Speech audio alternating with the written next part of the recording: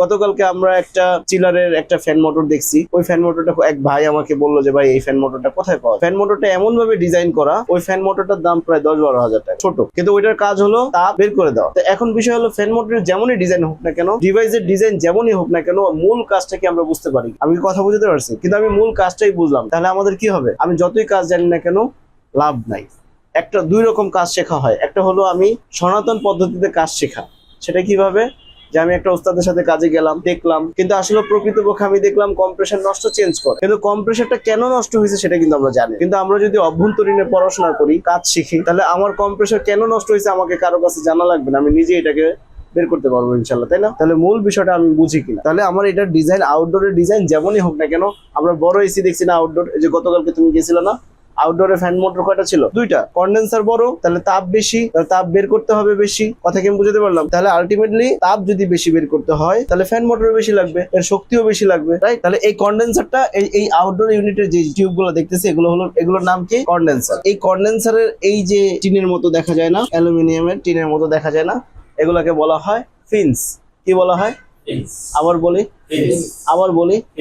আবারও বলি, মুখে বলতে হবে। যত বেশি বলবো তত বেশি আমাদের ব্রেনে থাকবে। আমাদের ব্রেন কোনো কিছু সহজে নিতে চায় না, মানে কঠিন জিনিসগুলোকে সহজে নিতে চায় না, সহজ জিনিসটাকে সহজে নিতে চায়। একটা কাজ শেখা আসলে কখনো সহজ ব্যাপার না, এটা অবশ্যই অনেক কষ্টসাধ্য বিষয়। তাহলে এই ফেজ গুলো কি করছে? সে তাপ অপসারণ করতে সহায়তা করতেছে। মূলত তাপ উৎপন্ন হচ্ছে কোথায়? টিউবের ভিতরে।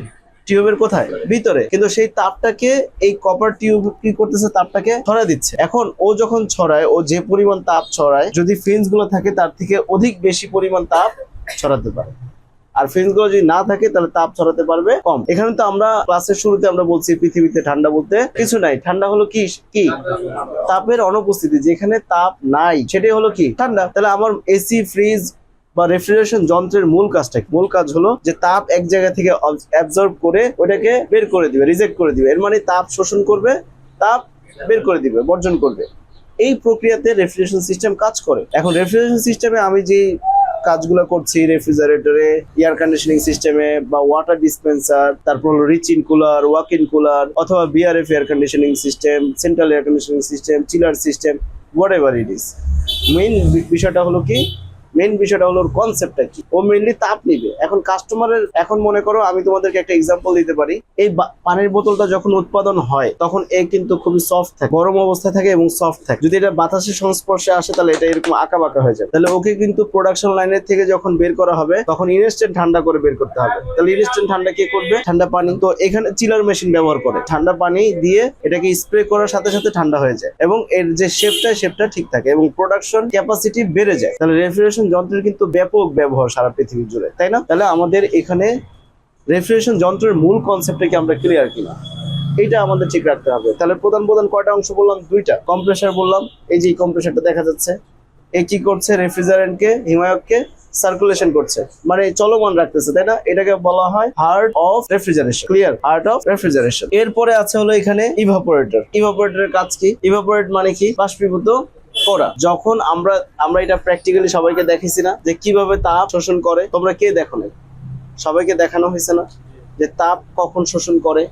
তো যখন ইভাপোরেশন কালে মানে বাষ্পায়ন কালে যখন বাষ্পটা হয়, ওই সময় এই ইভাপোরেটর কি করে? তাপ শোষণ করে। তাপ কি করে? শোষণ করে। ও কি করে? তাপ বর্জন করে। তাহলে এইটা আমি যেই কক্ষে রাখবো ওইখানে তাপ নিয়ে নিবে, আর যেখানে আমি বের করবো সেটা কি করবে? বর্জন করবে। তাহলে আমাদের দেখা যাচ্ছে যে তাপ এখান থেকে শোষণ করতেছে, এখান থেকে বর্জন করতেছে, তাপ শোষণ করতেছে, বর্জন করতেছে। এখন আমাদের কন্ট্রোল ডিভাইসটা আছে এখানে, এই যে ছোট্ট একটা ক্যাপিলারি টিউব আছে, চিকন দেখা যায় কি? এই ক্যাপিলারি টিউবটা হলো কি? Control device. কন্ট্রোল ডিভাইসের কাজ কি? কন্ডেন্সার এবং ইভাপোরেটর দুইয়ের চাপের পার্থক্য বজায় রাখে। একটা হাই প্রেসার থাকে, একটা লো প্রেসার। এই দুইটাকে নিয়ন্ত্রণ করে কে? Control device. কন্ট্রোল ডিভাইস দুই রকম হতে পারে। একটা হলো একটা হলো এক্সপানশন বাল্ব, আর একটা হলো কি? Capillary tube.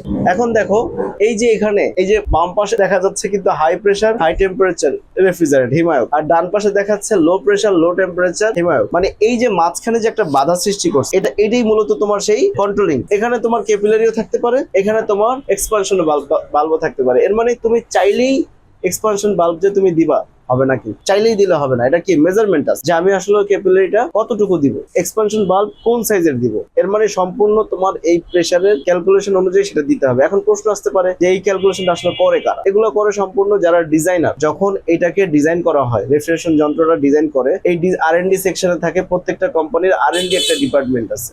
R&D ডিপার্টমেন্টের মূল কাজ হলো যে ওরা গবেষণা করবে, রিসার্চ এন্ড ডেভেলপমেন্ট করবে, যে আমি এরকম একটা কাস্টমারের জন্য একটা প্রোডাক্ট তৈরি করতে চাই, সেই প্রোডাক্টের টেম্পারেচার থাকবে এত, তাহলে সেই টেম্পারেচার যদি আমি করতে চাই তাহলে তার কম্প্রেসার সাইজ হবে এত, তার কন্ডেন্সার ইউনিট হবে এত, এবং তার কন্ট্রোল ডিভাইসটা হবে এই সাইজের, ইভাপোরেটর সাইজ হবে এতটুকু। কথা কি আমি বুঝতে পারছি? তাহলে মূল ব্যাপারটা কি দাঁড়ালো, যে আমার এখানে সম্পূর্ণ ডিপেন্ড করবে, এই ডিজাইনটা কোনো টেকনিশিয়ানরা মূলত করে না বা করতে পারে না। ঠিক আছে, কেন করতে পারে না? তার কারণ এগুলো পড়াশোনা করে তারপর তোমাকে করতে হবে। কথা কি বুঝতে পারছি? আর এটা আমাদের খুব দরকারও হয় না। যখন আমরা রিপেয়ারিং কাজ শিখি, আমাদের মেজারমেন্টের দরকার হয় না। আমরা দেখলাম যে এখানে একটা টিউব আছে 1/4 সাইজ, এই 1/4 সাইজের তুমি টিউব কিনে এখানে লাগিয়ে দিবা। ক্যাপিলারি দেখলাম এখানে 60 সাইজের একটা ক্যাপিলারি আছে, 60 মিলিমিটার একটা ক্যাপিলারি আছে, তুমি কি করলা? ওইটাকে বের করলা। হ্যাঁ, লেখা থাকবে না। এগুলো সাইজ বের করাই তো তোমাদের মানে যারা টেকনিশিয়ান আছে তাদের কাজ। দক্ষ হয়ে বিদেশ যাব। We are from